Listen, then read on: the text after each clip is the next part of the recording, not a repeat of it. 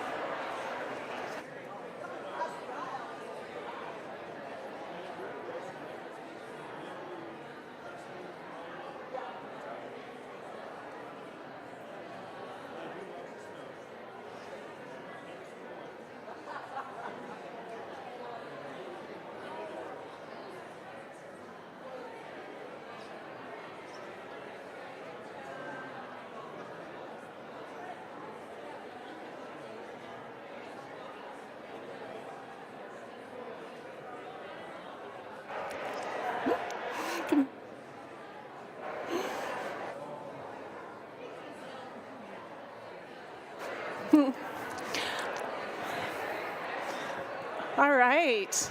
Doesn't that feel good? Welcome. So whoever you are, whatever you bring, whatever you seek, may you find this morning to be a time that nourishes your spirit and helps you find your balance to live a life of integrity, service, and joy. Now is the time for us to settle in and begin our worship with the pealing of our bell.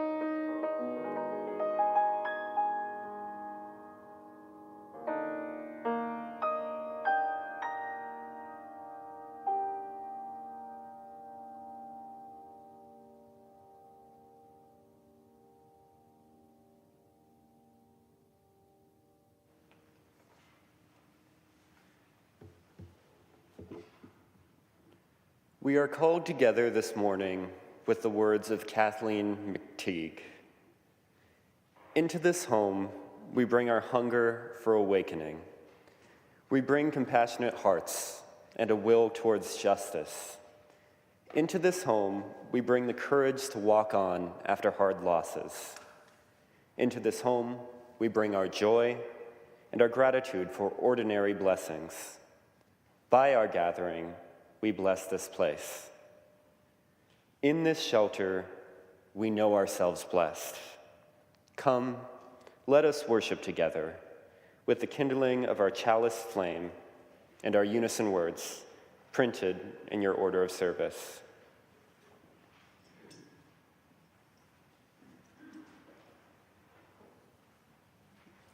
We light this chalice as a symbol of our faith, the light of truth and the warmth of love.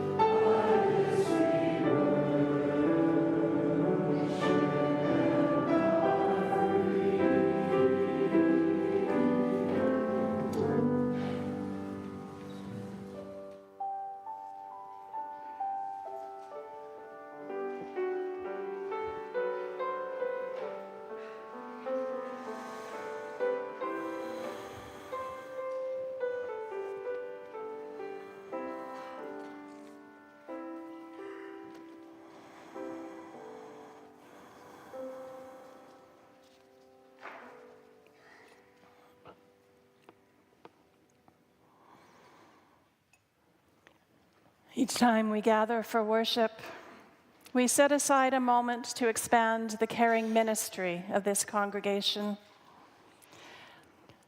Let us take that moment now and pause. Take a deep breath together.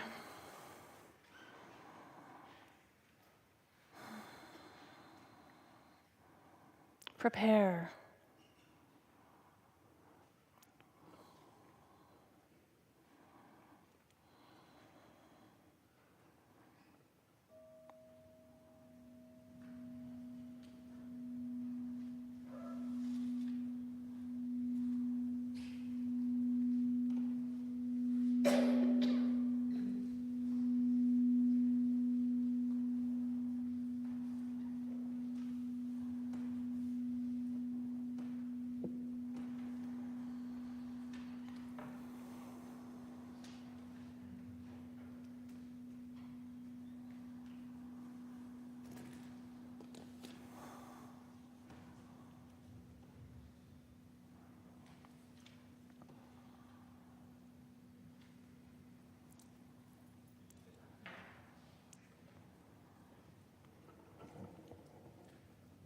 In this community, We generously give and we openly receive compassionate care in times of joy and sorrow and transition.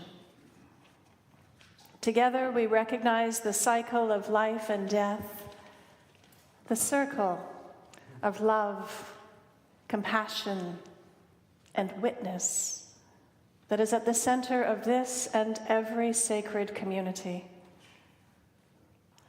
Today, from among us, we lift Phil and Doug Ostergren in our healing embrace as they continue to recover from bouts with COVID over the holidays.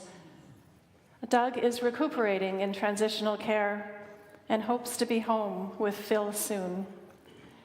They have 3 daughters around with them for support and, of course, the care of their Unity community.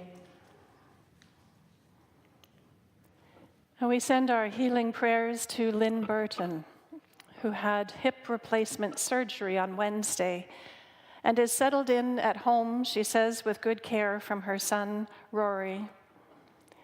Lynn says the surgery went well and she's optimistic about recovery, just not ready to go out dancing yet. Lynn provided our flowers today in memory of her mother, Frances.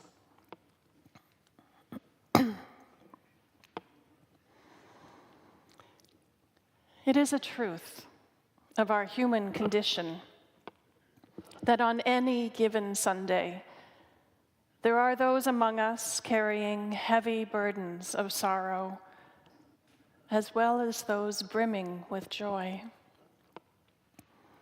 Among us, there are hearts that ache with grief and loss, bodies and spirits experiencing pain and illness, and those with loved ones who are struggling and approaching their final days. There are those who are struggling financially, facing uncertainty about the future, their own and their families. Among us, there are those living with addictions and fear, loneliness, with mental health concerns.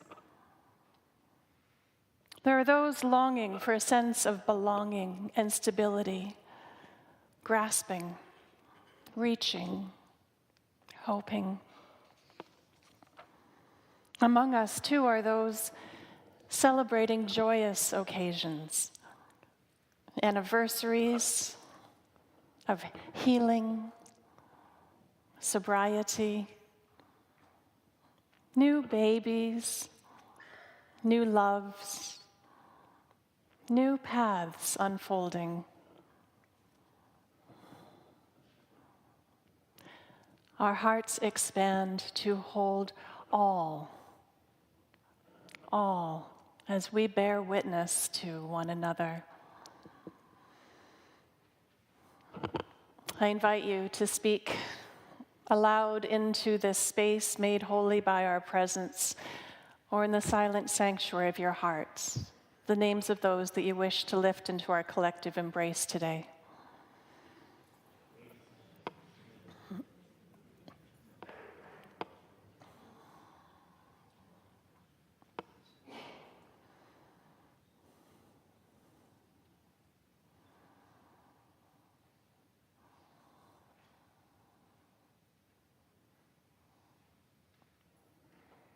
Will you join me in prayer?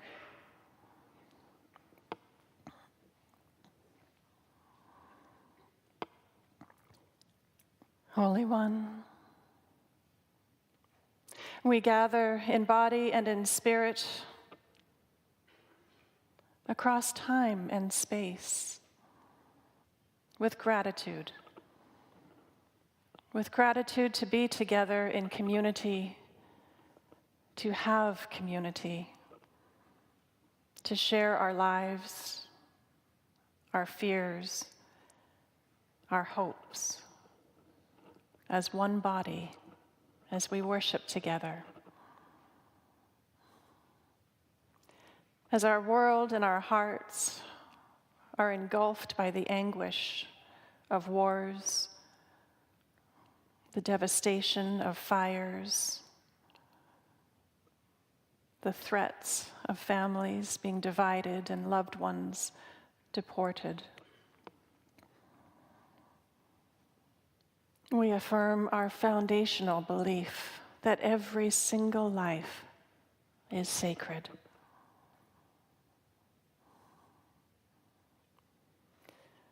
We grieve for every child, every mother, every life taken by violence, and we call for an end to hatred, an end to the illusion of separateness,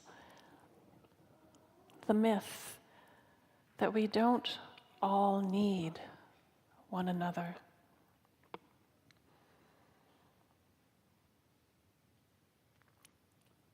Spirit of love and mercy,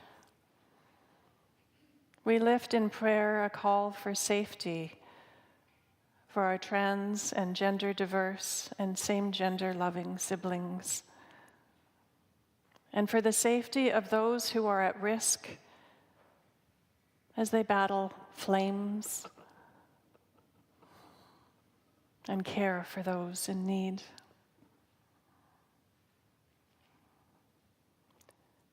For all who are living in the shadow of grief, suffering,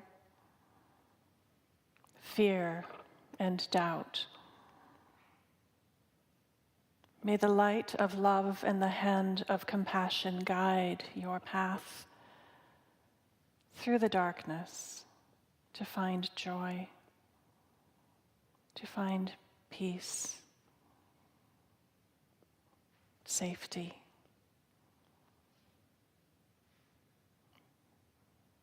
May all feel held in the heart of love.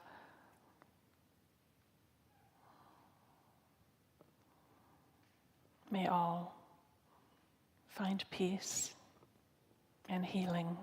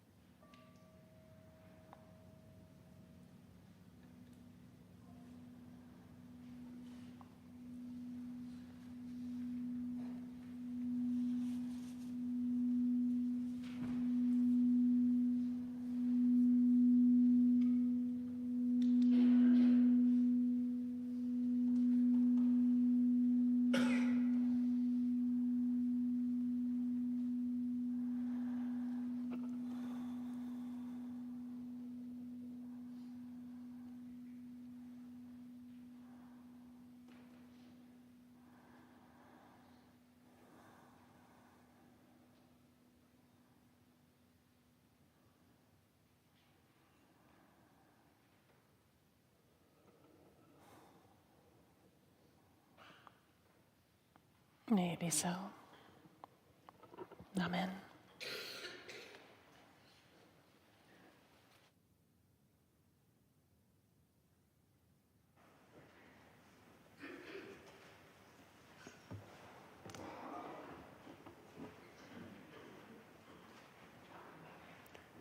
For so long, I never realized I was a strong person.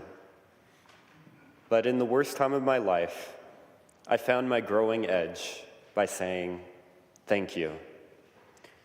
When I was 22, I remember people telling me how great an age it was. But for me, it was anything but that, as I struggled with depression and intense social anxiety.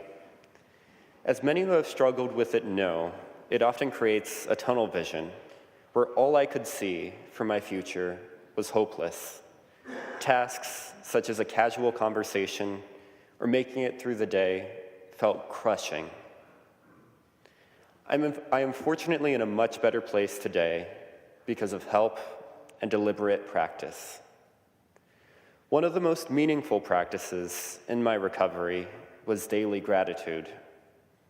At the end of the day, I would name the glimmers of my day in prayer, a conversation with a friend that reminded me that I was cared for and belonged, the sunlight back again after a streak of dreary Minnesota winter days, knowing I'd summoned the courage to do my acting monologue with a red face and a shaky voice, knowing it was not a weakness to be ashamed of, but evidence I was trying and should be proud.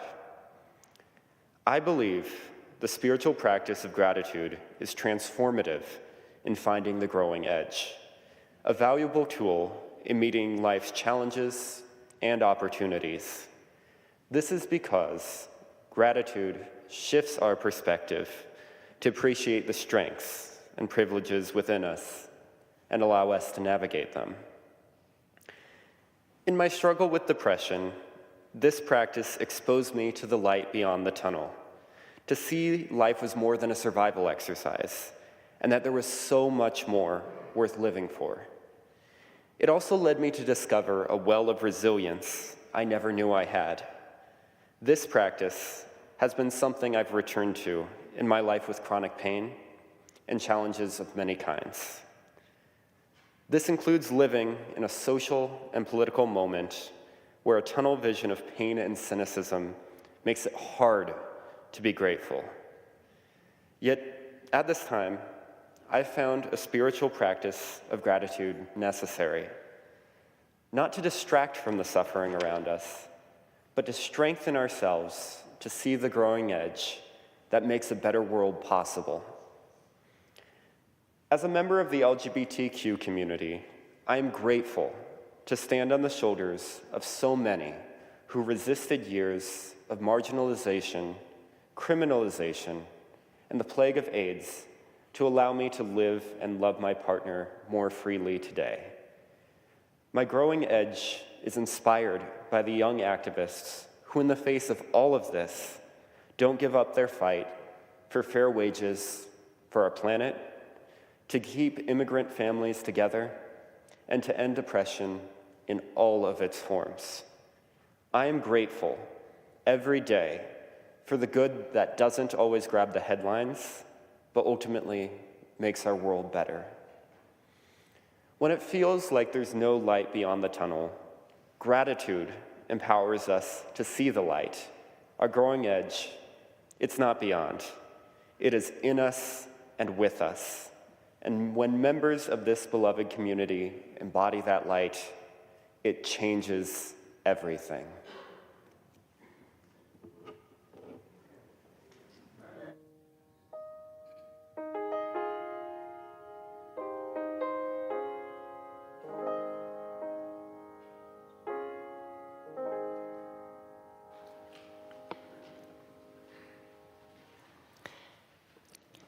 Unity Church is framed by statements of conscience, known as end statements. This is where I put in a plug for you to participate in one of the ends renewal workshops or conversations that'll be happening soon. Please, please do. But one of those end statements is sustain and steward the church and our larger Unitarian Universalist movement for the future.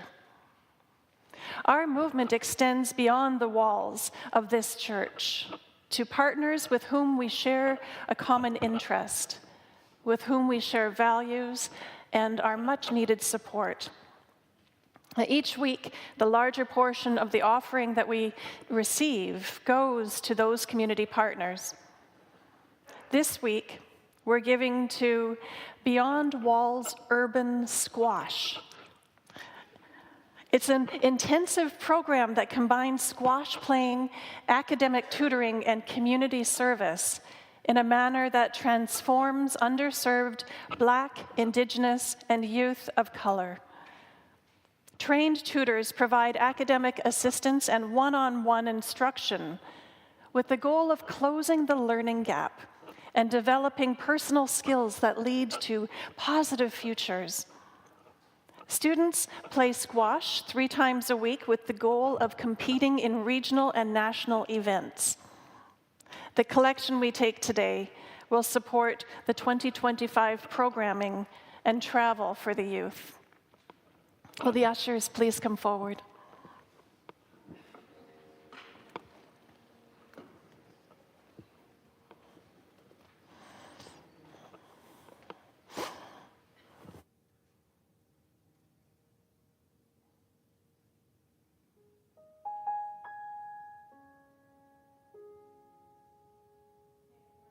Hands and the generosity of our hearts be given with gratitude today. Thank you.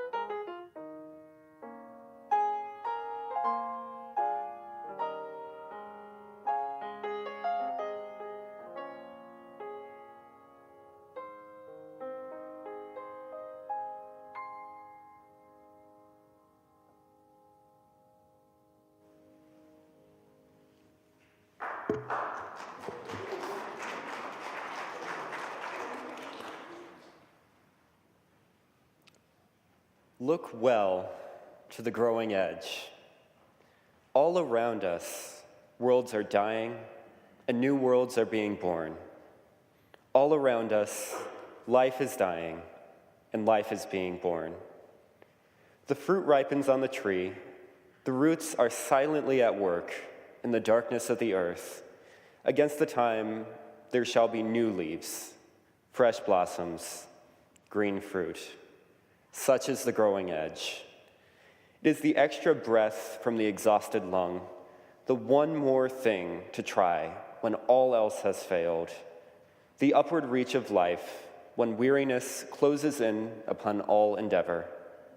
This is the basis of hope. In moments of despair, the incentive to carry on when times are out of joint and men have lost their reason, the source of confidence when worlds crash and dreams whiten into ash. The birth of the child, life's most dramatic answer to death. This is the growing edge incarnate. Look well to the growing edge.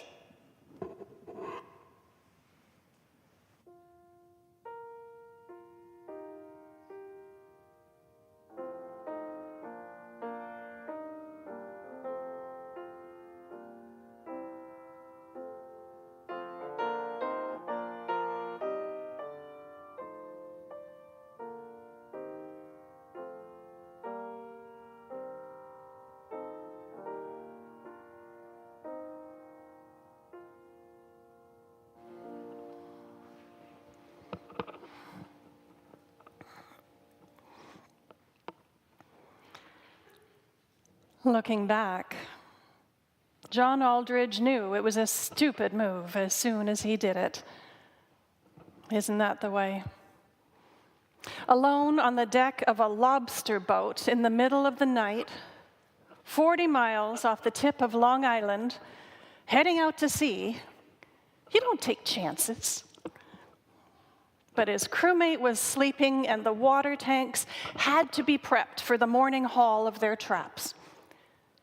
So he used his full weight to open the tank door. But the handle broke, and John flew back and clear over the open end of the boat, landing with a slap in the black ocean. He went under, took in a mouthful of Atlantic water, surfaced, sputtering. The loud diesel engine on autopilot had the boat's navigation lights already receding into the night. A single thought gripped his mind.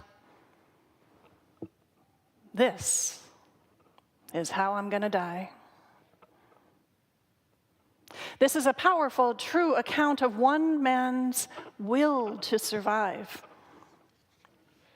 Years of discipline, not so unlike a devoted spiritual practice, equipped John Aldridge with tools he needed to think and act as he bobbed in the chilly waters off of Long Island Sound. There, alone in the water, he drew on the strength that he honed over years of training to push down the fear that was threatening to overtake him. No negative thoughts, he told himself. Stay positive. Stay strong. And he did. He thought it through. He cleverly trapped air inside of his insulated boots, pulling them off, trapping air and using them as flotation devices for under his arms.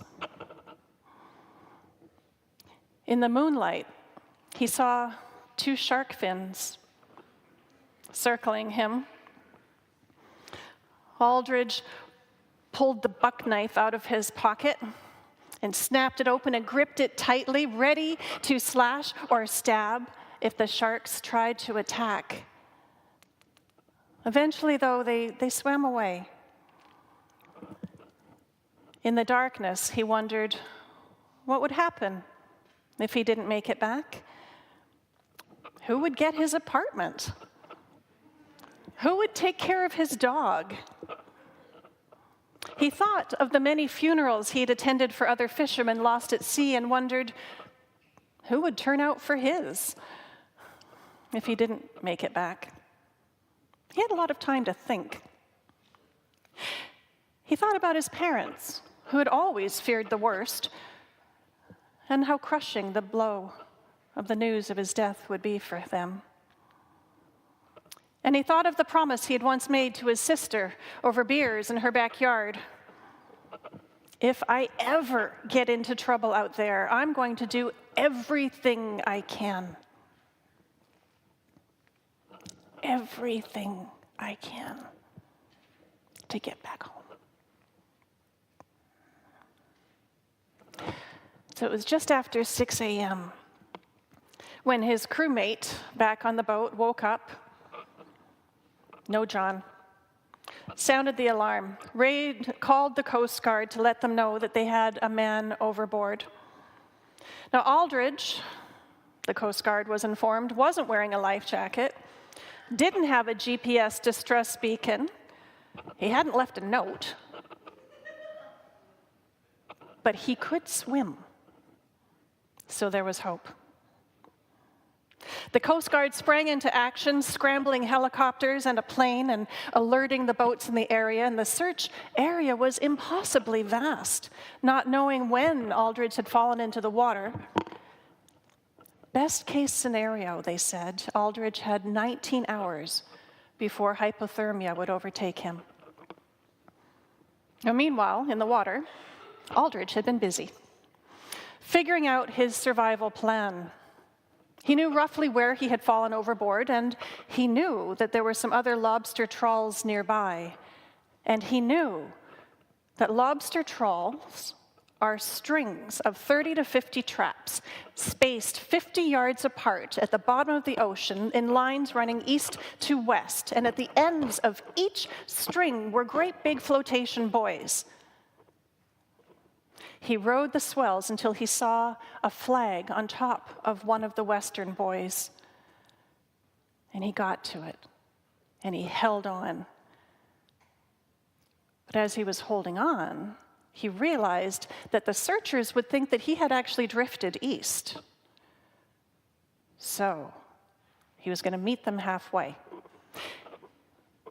He cut the buoy he was holding on to, and he let the current take him with his newly improvised flotation device to an easterly buoy, where he tied the two floating balls together, straddled the rope between them, and waited, knowing this was the furthest he could go. Shivering uncontrollably, Aldridge watched the searching boats and planes at a distance until finally one of the helicopters who needed to go back for fuel got close enough to see him waving.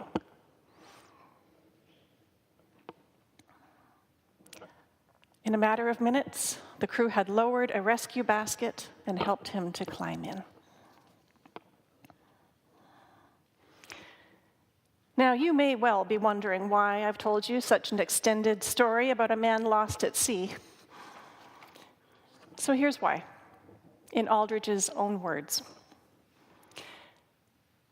I always felt like I was conditioning myself for that situation. He told this to a reporter a few months later, sitting in the safety of the dock. He said, once you're in it, it's like, all right, I can do this. And I did. And I had a sense of accomplishment. I mean, thank God I was saved, yes. There's no better entity than the Coast Guard to come and save your butt when you're in the water. But I felt, he said, that I did my part. So I've told this story because all of us have known, or can and will know, what it means to find ourselves or those that we love plunged into dark and frigid waters, adrift at sea, feeling uncertain of where to turn and uncertain of how to survive, and maybe even threatened by circling sharks. But when we know that we can rely on years of training, of honing skills of resilience, on the practices that we keep to build our strength, our determination, our deep knowing of things like water currents and fishing lines, and how others will respond in support, then we can be prepared for whatever comes. This is the growing edge, that place of opportunity, whether welcome or not, where we can act from a place of confidence. The growing edge is where we stand at the threshold between what we know and are familiar with, even if it's not a particularly good place to be, and the unknown and the unfamiliar. It is where we are called upon to discover new strengths within us and to reach, to stretch into new places. Sometimes we are thrown into icy depths, and sometimes the ground is fertile and ready for the seeds that we have to plant. We're not always given a choice, but we always exist. We inhabit the growing edge of where we are and where we are going. But we grow from places of strength that once were edges themselves until they got strong. It takes courage or love or sometimes fear to move from a place of familiarity to whatever is out there beyond the certainty of where we are now. It takes courage or fear or love to grow. Yet we must have done it over and over and over already to be where we are now. So we know that we can. Yes, we know how to swim. What's the growing edge of your life? For some, it's internal, seeking spiritual growth and balance, the challenges that we meet of depression and loneliness. For some, it's a place to enrich or heal a fractured relationship. For others, the edge may lie in a place of physical mobility, or development, or intellectual or career paths and goals, or possibly, quite possibly, a resounding call to transform the world with social justice or environmental action. Whatever the case, start from where you are. It's not where you began, and it's not where you're going. Thurman wrote that hope lies in the well-rooted systems of trees that shall bear fruit, in the breathing of strong, inexhaustible lungs, the irrepressible upward reach of life, the ever-emerging next thing to try, the birth of a child. Such is the growing edge, he says. So I invite you to take some time to consider, what is your growing edge? Also, what is your fertile ground? What are the solid roots of knowledge, the networks and strength that are holding you steady as you approach that edge? What are the practices that hold and nourish and strengthen you when you might falter? What is it that you know? Given our daily news feed of deadly weather events and political stories that range from cartoonishly absurd suggestions of annexing Canada and Greenland to the existential threats of mass deportations and so many other horrors on the horizon, I have no doubt that many of us are feeling despair. This is the time that Howard Thurman calls us to look to the growing edge. When he writes, "Times are out of joint, and men have lost their reason, the source of confidence when worlds crash and dreams whiten into ash." This is when we need to dig deep and remember who we are, where we have come from, what skills and practices and knowledge and connections, what gifts we have, what strengths we have honed over a lifetime of practice, and who can we rely on? The things that give us hope. In a 2018 On Being interview between Parker Palmer and Carrie Newcomer, Palmer says, "When Howard Thurman calls the growing edge the basis of hope in moments of despair, the incentive to carry on, he's not indulging a cheap fantasy. Those words," Parker writes, "come from a black man born into a culture of white supremacy only one generation away from his grandmother's experience as an enslaved human being. He stood in a long lineage of lived testimony to the fact that new life beckons us, even in the midst of horrors.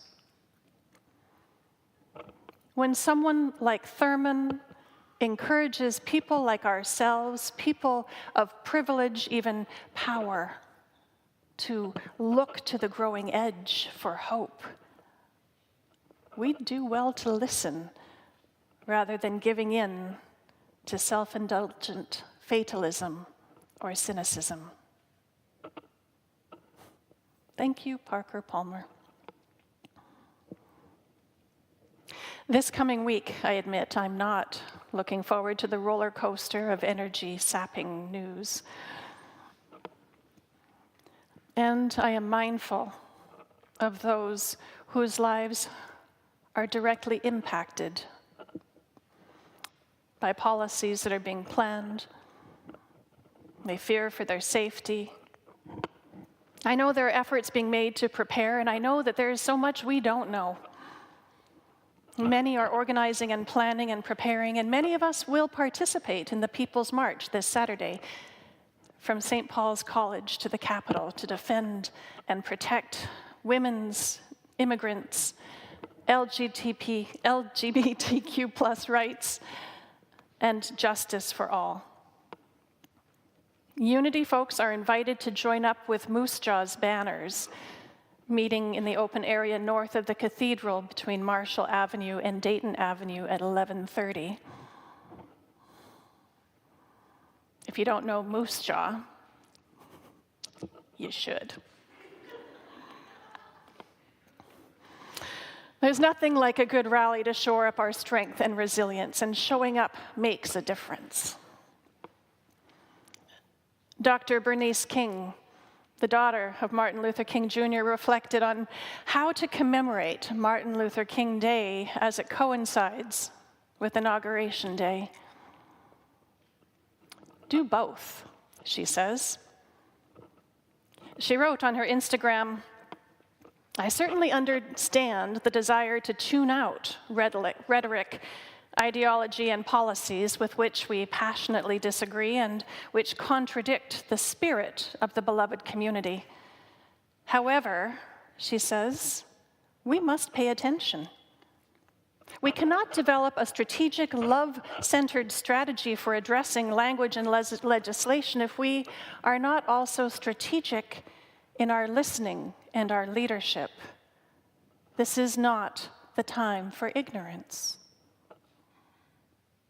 We will lift my father's life, legacy, and teachings with focus on a mission that we believe is possible: protecting freedom, justice, and democracy in the spirit of Nonviolence 365. That's Kingian nonviolence.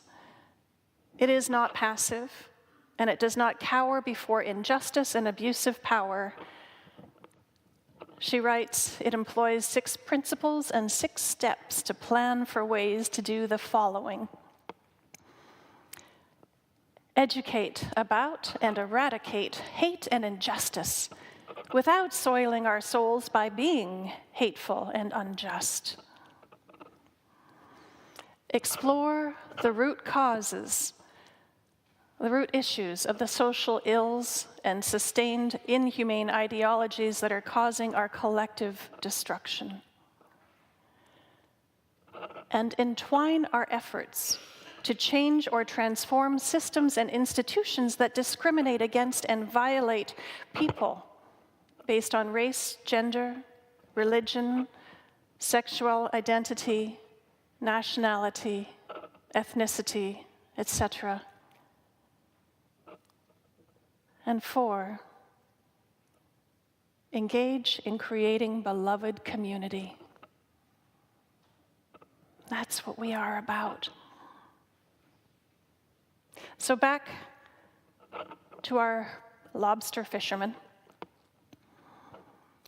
It's not clear John Aldridge ever thought that what he was doing in any way was a spiritual practice, or that it involved practice or discipline. And yet the will and the strength to live that he summoned from within is exactly that. It is a testament to all the conditioning that he had done up to that point in his life that got him to the edge, that called him to grow.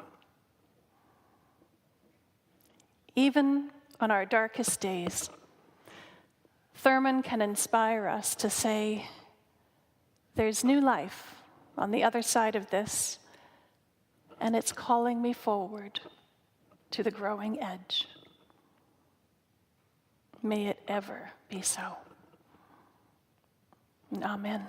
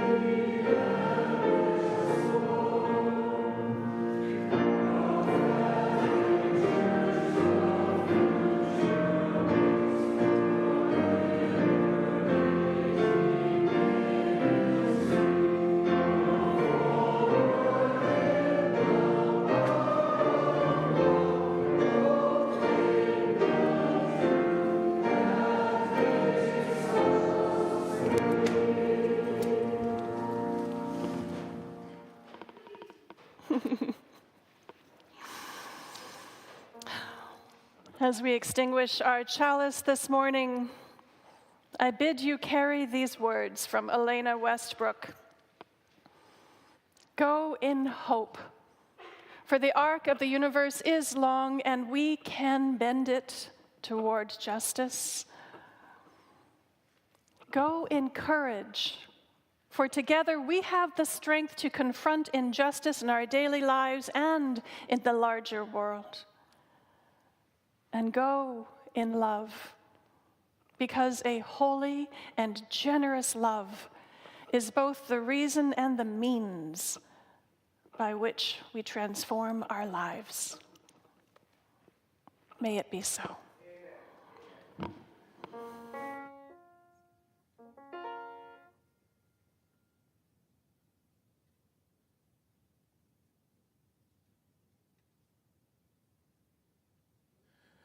Good morning. As the choir comes up, I'd just like to invite you to sing this postlude with us. It's not hard to pick up. You're going to hear it 4 times, and when we get to the verses, you're going to just answer back to whatever you're hearing. So, and the words are easy to pick up. You gotta put one foot in front of the other and lead with love. Ooh, that is your starting note.